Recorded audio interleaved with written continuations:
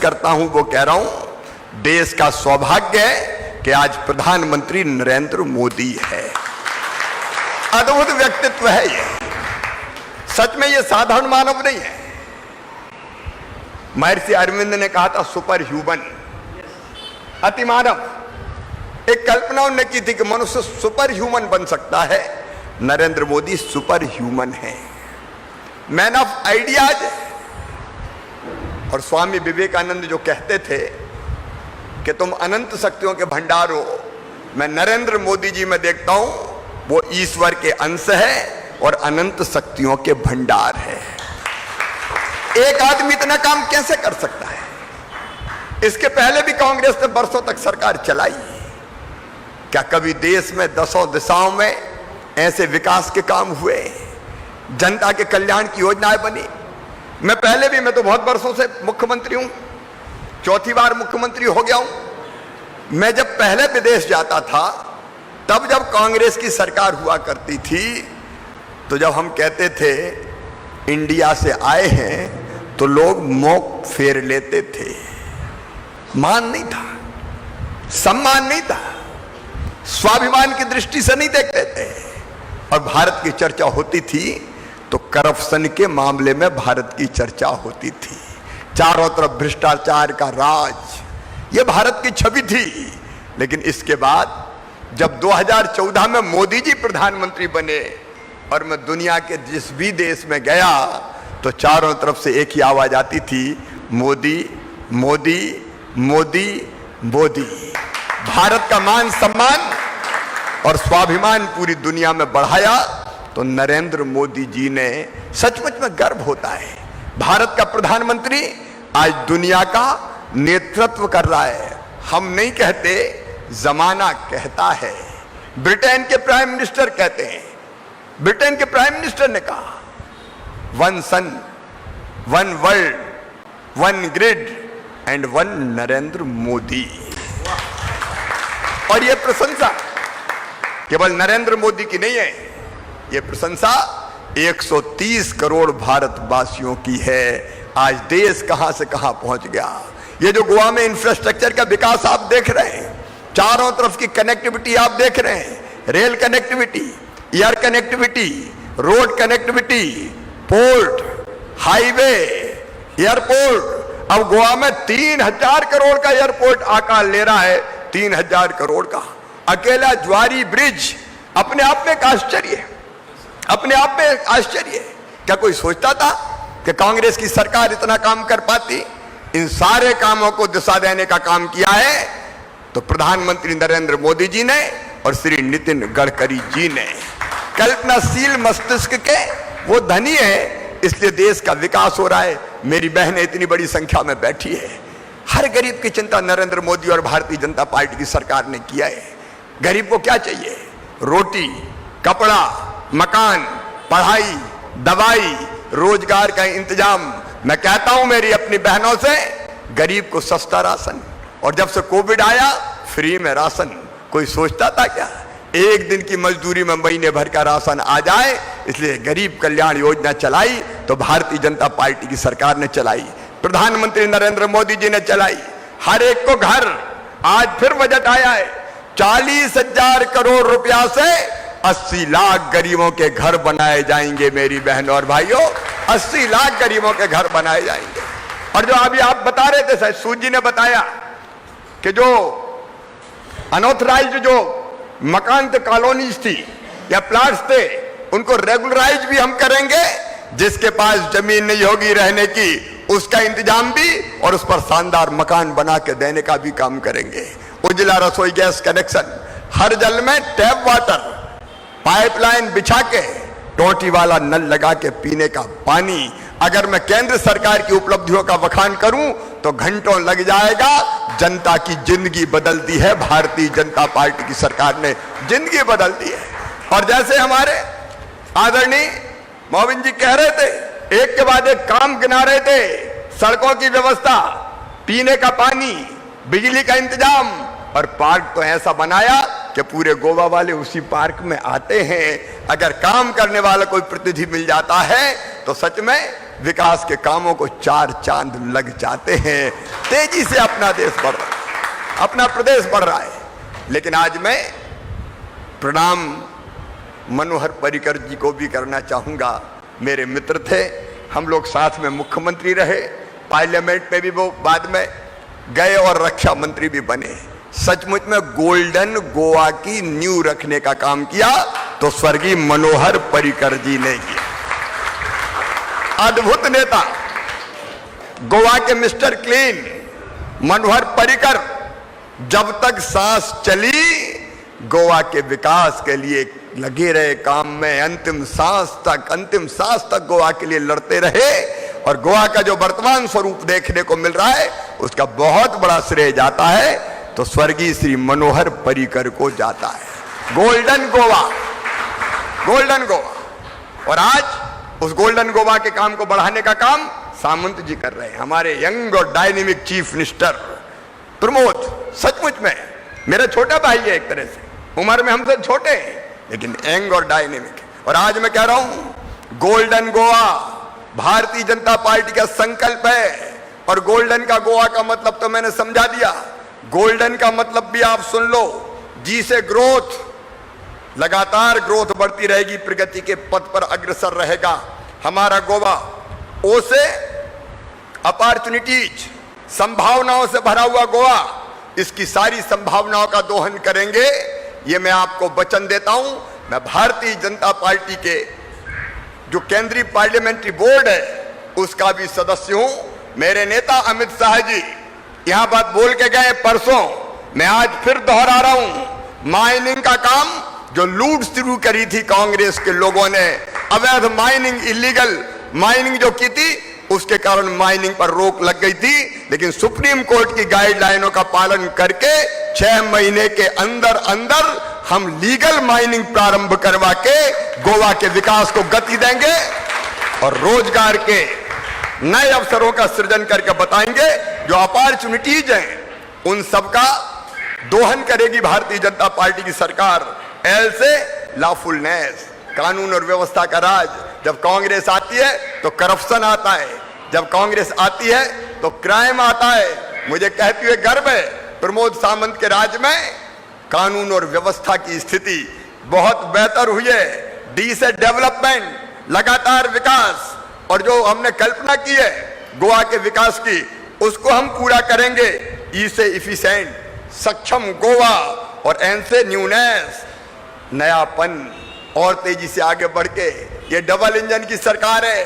देखिए नरेंद्र मोदी जी तो आज भी भारत के प्रधानमंत्री हैं और कल भी 2024 के बाद भी भारत के प्रधानमंत्री होंगे। और इसलिए गोवा को मोदी और सामंत की डबल इंजन की सरकार विकास के लिए चाहिए। बताइए चाहिए कि नहीं चाहिए? अरे बोल के बताइए चाहिए कि नहीं? और डबल इंजन की सरकार का मतलब देखिए, डबल इंजन सरकार की मतलब का होता है विकास की डबल गारंटी। और उसके कुछ उदाहरण आपके सामने हैं। डबल इंजन सरकार का मतलब 2013 में जब केंद्र में कांग्रेस की सरकार थी तो गोवा को दिए थे महज 432 करोड़ रुपया। मोदी सरकार ने गोवा के विकास के लिए दिए 2567 करोड़ रुपया। डबल इंजन सरकार का मतलब है 3000 करोड़ की लागत से इंटरनेशनल एयरपोर्ट बन रहा है।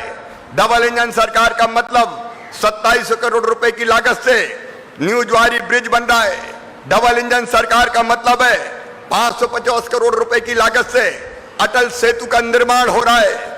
डबल इंजन सरकार का मतलब है राजमार्गों को 6 लेन बनाने का काम 6000 करोड़ रुपए में किया गया।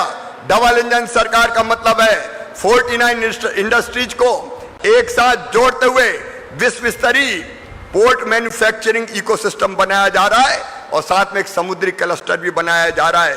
डबल इंजन सरकार का मतलब 150 इंटरसिटी इलेक्ट्रिक बसें लाई गई है। गोवा को तेजस एक्सप्रेस से जोड़ा गया है। डबल इंजन सरकार का मतलब गोवा में कनेक्टिविटी सुधारने के लिए टेलीफोन इंफ्रास्ट्रक्चर पॉलिसी को मंजूरी दी गई है। इससे 95% से ज्यादा कनेक्टिविटी होगी। डबल इंजन सरकार का मतलब है जल जीवन मिशन के तहत संपूर्ण गोवा में 100% नल से जल, घर घर पहुंचाया जा रहा है। ये डबल इंजन सरकार का चमत्कार है मेरी बहनों और भाइयों, डबल इंजन सरकार। आप कल्पना करो अगर कांग्रेस की सरकार होती यहां पे तो वो केंद्र सरकार का पैसा ही नहीं लगने देती, काम ही नहीं होता, 5 साल लड़ाई में निकल जाते। मैंने अभी गोल्डन गोवा की बात कही है, लेकिन भारतीय जनता पार्टी की सरकार में बेल्डन गोवा, गोल्डन गोवा और बेल्डन गोवा। बेल्डन गोवा एक नया इतिहास विकास का रच रहा है गोवा, इसलिए बेल्डन गोवा। अब गुड गवर्नेंस का सवाल अगर देश में आए तो लोग कहते हैं बेल्डन गोवा। पर कैपिटा इनकम की बात हो तो लोग कहते हैं बेल्डन गोवा। बेटियों के स्कूल में अलग टॉयलेट की सुविधा देने का सवाल हो, लोग कहते हैं बेल्डन गोवा। डोर टू डोर कचरा इकट्ठा करने की बात हो, लोग कहते हैं बेल्डन गोवा। हर घर जल कनेक्शन की बात हो, लोग कहते हैं बेल्डन गोवा। आधार एनरोलमेंट की बात हो, लोग कहते हैं बेल्डन गोवा। प्रधानमंत्री ग्रामीण सड़क योजना की इंप्लीमेंटेशन की बात हो, लोग कहते हैं बेल्डन गोवा। वर्थ रजिस्ट्रेशन हो, लोग कहते हैं बेल्डन गोवा। एक नहीं अनेकों कामों में गोवा ने चमत्कार करके बताया है। इसलिए मैं प्रमोद सावंत जी को, भारतीय जनता पार्टी की पूरी सरकार को, हमारे मोबिन जी बैठे हैं वो मंत्री है, उनको भी बहुत बहुत बधाई देता हूं। एक तरफ ये विकास के सारे काम और दूसरी तरफ हमारी विरोधी पार्टियां कहती काम ही नहीं हो रहा। अरे आंख के अंधो कुछ तो देखो, इनको कुछ दिखाई नहीं दे रहा। अलग अलग पार्टी आ रही है। अभी शायद हमारी बहन कह रही थी इलेक्शन टूरिज्म, चुनाव आए तो दर्शन देने आ गए। कोई बंगाल से आ गया, कोई दिल्ली से आ गया, लेकिन याद रखना चुनाव के बाद ये कहीं नहीं दिखेंगे। ये तो ठहरे परदेसी, साथ क्या निभाएंगे। ये गोवा वालों का साथ नहीं निभाएंगे। अभी मैं सोच रहा था तीनों पार्टी को देख के तो मुझे एक शब्द याद आ गया। हम लोग बचपन में पढ़ते थे CAT, कैट, कैट यानी बिल्ली। ये कैट है, कैट। कैट का मतलब Congress, C for Congress, A for आम आदमी party, T for Trinamool Congress. ये कैट, CAT कैट, कैट माने बिल्ली। और हमारे यहां ये कहा जाता है कि बिल्ली अगर रास्ता काट जाती है तो पूरा ही काम बिगड़ जाता है। अब मुझे यहां का पता नहीं, लेकिन बिल्ली का रास्ता काटना शुभ नहीं होता। ये बिल्लियां रास्ता काटने आई है, गोवा के विकास का रास्ता काटने। इसलिए कैट से सावधान रहना। ये कांग्रेस क्या करेगी? अच्छा, कांग्रेस की हालत इतनी खराब है कि लोग कूद कूद के भग रहे हैं। कोई तृणमूल कांग्रेस से खड़ा हो गया। अच्छा, तृणमूल कांग्रेस भी आई बड़ी जोश से, जिधर देखो बड़े बड़े होर्डिंग्स लगे हुए, हजारों करोड़, सैकड़ों करोड़ रुपया होर्डिंग्स पे खर्चा कर दिए, लेकिन चुनाव आया नहीं कि लोग कूद कूद के वहां से भी भाग रहे हैं। अच्छा, आपस में ही लड़ रहे हैं, CAT कैट आपस में लड़ रहे हैं। ये कांग्रेस, तृणमूल कांग्रेस, आप वाले आपस में जूतम पैजार कर रहे हैं। हम तो डूबे हैं सनम, तुमको भी ले डूबेंगे। आपस में ही लगे हुए हैं, धुआंधार मचा हुआ है। मैं ये कह रहा हूं, कांग्रेस करप्शन और क्राइम की मैंने बात कही थी। कांग्रेस के लिए गोवा केवल टूरिस्ट प्लेस है, और ये समझ लेना कभी कांग्रेस जीतेगी नहीं, लेकिन जीत गई तो गोवा का संसाधन गांधी परिवार के काम आएगा। गोवा वालों, तुम देखते रह जाओगे। क्या किया इन्हें? गोवा को तबाह और बर्बाद करने के इन्हें कुछ नहीं किया। और राहुल गांधी, मुझे कहते हो तकलीफ होती है, मन को प्रसन्नता नहीं होती। जब बीमार थे स्वर्गीय मनोहर पर्रिकर जी, मिलने आए सदा सहता के साथ, कोई मिलने आया है, देखने आया है, अंदर बुला लिया, और जब अंदर से बाहर निकले तो फर्जी बयान दे दिया जो कभी पर्रिकर जी ने कहा ही नहीं था। बताइए, एक व्यक्ति गंभीर बीमारी से जूझ रहा है, उनसे मिलने राहुल गांधी जाएं और बाहर जाके राजनीतिक बयान दे दें, क्या इसको आप ठीक कहेंगे क्या? मुझे लगता है कि राहुल गांधी की मानसिक आयु 6-8 साल से ज्यादा नहीं है। उनको पल्ले ही नहीं पड़ता क्या कहना चाहिए और क्या नहीं कहना चाहिए। और उनने तो कांग्रेस की कबाड़ा कर दिया। अच्छी खासी पंजाब में सरकार चल रही थी, कैप्टन साहब मुख्यमंत्री थे, लेकिन राहुल गांधी ने सिद्धू और चन्नी लेके आ गए। अब वो सिद्धू और चन्नी में होड़ मची हुई है। अच्छी खासी सरकार को खतरे में डाल दिया। कांग्रेस आई तो अव्यवस्था, अस्थिरता, अराजकता और भ्रष्टाचार का राज होगा। इसलिए कांग्रेस से सावधान। ये कांग्रेस तो छोड़ छोड़ के लोग भाग रहे हैं। एक तृणमूल कांग्रेस। तृणमूल कांग्रेस का मतलब पता है? टेरर, मर्डर और करप्शन, TMC। टेरर आपने देखा हो, माताएं बहनें सुरक्षित नहीं है।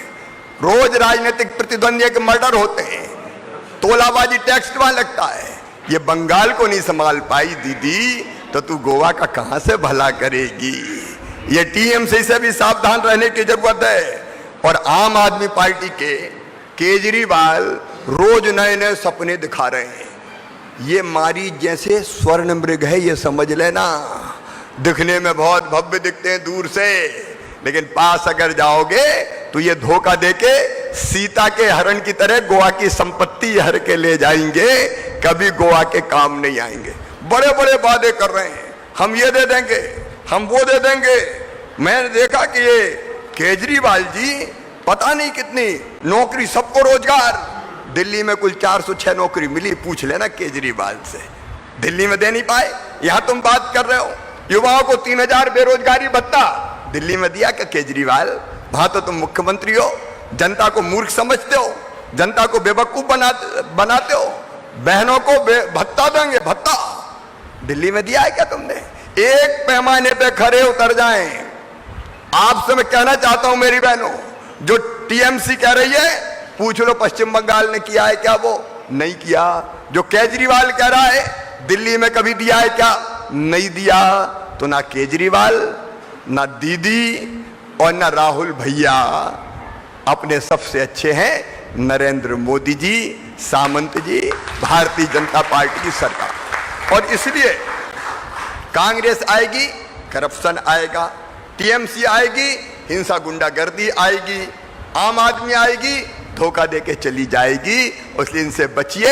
एकमात्र पार्टी है भारतीय जनता पार्टी, जो वैभवशाली, गौरवशाली, संपन्न, समृद्ध भारत का निर्माण करेगी और गोवा के विकास को आसमान में लेके दुनिया के सबसे अच्छे राज्यों में से एक राज्य गोवा को बनाएगी। और इसलिए मेरे बहनों और भाइयों, मैं आज आपसे मध्य प्रदेश से प्रार्थना करने आया हूं। यहां तो आप जीत ही रहे हो, मुझे कोई संदेह नहीं है, लेकिन चौथी बार का मुख्यमंत्री आया है। मेरी मेहनत को सार्थक करना, इतने वोटों से जिताना कि सारा हिंदुस्तान देखता रह जाए और ये कहने लगे कि जीत हो तो दावोली जैसी। तब मैं कहूंगा दावोली फर्स्ट। बताओ, जीत में दावोली फर्स्ट बनाओगे? जीत का नया रिकॉर्ड बनाओगे? कमल के फूल की बटन दबाओगे? आपको, मौलवी साहब को ऐतिहासिक वोटों से जिताओगे? मोदी जी का साथ दोगे? तो आओ, आज हम दावोली विधानसभा में ये संकल्प करें कि सारे रिकॉर्ड तोड़ के हम भारतीय जनता पार्टी को यहां विजयी बनाएंगे और देश में चर्चा होगी दावोली की जीत की। तब दावोली फर्स्ट। और ये संकल्प लेने के लिए दोनों हाथ ऊपर उठा के, दोनों मुट्ठी बांध के, भारत माता की जय बोल के भारतीय जनता पार्टी को रिकॉर्ड वोटों से जिताने का संकल्प लेंगे। तो उठाइए दोनों हाथ। बहनों से भी कह रहा हूं, सगा भाई हूं, सौतेला नहीं हूं। बांधिए दोनों मुट्ठी और मेरे साथ बोलिए, भारत माता की, भारत माता की, भारत माता की। बहुत बहुत धन्यवाद, प्रणाम, नमस्कार। आज तो रात में चला जाऊंगा, लेकिन रिकॉर्ड वोटों से जीतने के बाद फिर बधाई देने आऊंगा। बहुत बहुत शुक्रिया मुख्यमंत्री। हमसे जुड़े रहने के लिए हमारे YouTube चैनल को सब्सक्राइब करें और नई वीडियो की नोटिफिकेशन के लिए बेल आइकॉन को दबाएं। अगर आप ये वीडियो Facebook पर देख रहे हैं तो लाइक जरूर करें और ज्यादा से ज्यादा शेयर करें। धन्यवाद।